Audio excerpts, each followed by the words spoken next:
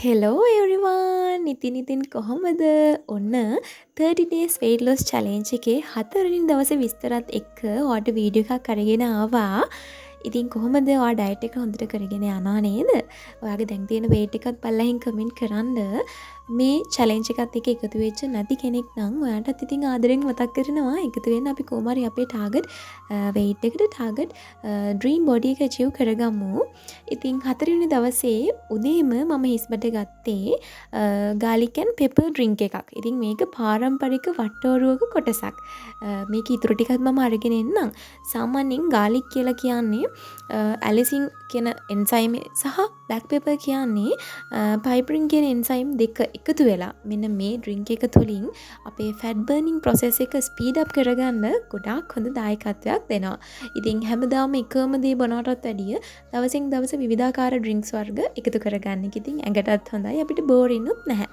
ඉතින් ඒ වගේම මේ garlic pepper කියන සුසංයෝගය අපේ belly fat එක burn කරගන්න ඒ වගේම metabolism එක boost කරගන්න අපේ appetite එක control කරගන්න වගේම දෙවෙනි මොලේ වන gut health එක රැකගන්නත් gut health එකේ සෞඛ්‍ය වර්ධනය කරගන්නත් අපිට ගොඩාක්ම වැදගත් වෙනවා.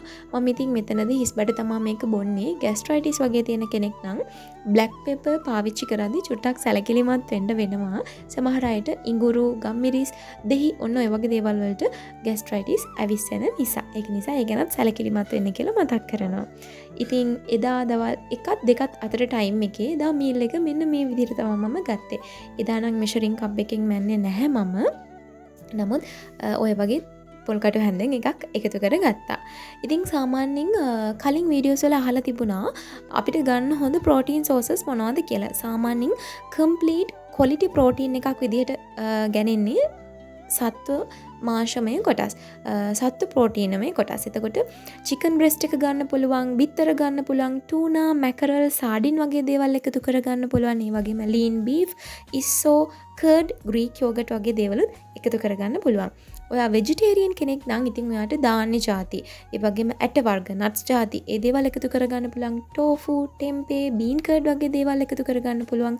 ඒ වගේම quinoa, chia seeds, flax seeds වගේ දේවල් එකතු කර ගන්න පුළුවන්. නමුත් මේ දේවල් ගද්දී අනිවාර්යයෙන්ම සමබල විදිහට එකතු කරගන්න වග බලා ගන්න ඕනේ.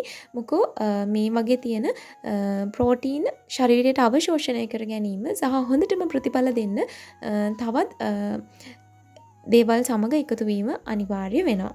ඉතින් ඒකත් ඔන්න මතක් කරන ගමන් ඔන්න ඔයාලට රස බත් කටක් කැව්වා. ඔන්න ඔය විදිහට තමයි මීල් එක හදාගත්තේ. ඊට පස්සේ හවස් වෙලා මම ස්නැක් එකක් විදිහට මට දෙලුම් ගෙඩියක් හම්බ වෙච්ච නිසා දෙලුම් එකතු කරගත්තා. දෙලුම් කියලා කියන්නේ ඇන්ටි ඔක්සිඩන්ට්ස් බහුල දෙයක්.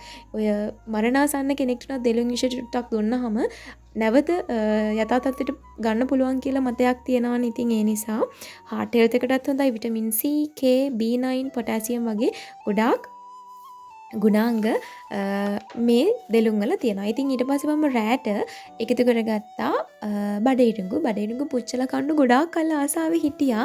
නමුත් කන්න බැරි වෙච්ච නිසා එදා රෑට ගත්තා. නමුත් ඩිනර් එකකට වගේ කෝන් එකතු කරගන්න නැතිව ඉන්න තරමට හොඳයි. මොකෝ කාබෝහයිඩ්‍රේට් තියෙන නිසා. කාබෝහයිඩ්‍රේට් ටිකක් වැඩි. ඒ වගේම ෆයිබර් තියෙනවා. අපේ අක්ෂය සෞඛ්‍යයටත් මේ කෝන් ආහාරයට ගන්න එක හොඳයි. සාමාන්‍යයෙන් ග්‍රෑම් 100ක ප්‍රෝටීන්ස් ග්‍රෑම් 3.4ක් වගේ හොඳ ප්‍රමාණයක් තියෙනවා. ප්ලාන්ට් බේස් ප්‍රෝටීන් එකක් විදිහට ගන්න පුළුවන්. හොඳ එනර්ජි සෝස් එකක් විදිහට. හොඳට කාබෝහයිඩ්‍රේට් හම්බ වෙන කාබ් සෝස් එකක් විදිහට අපිට මේක ගන්න පුළුවන්.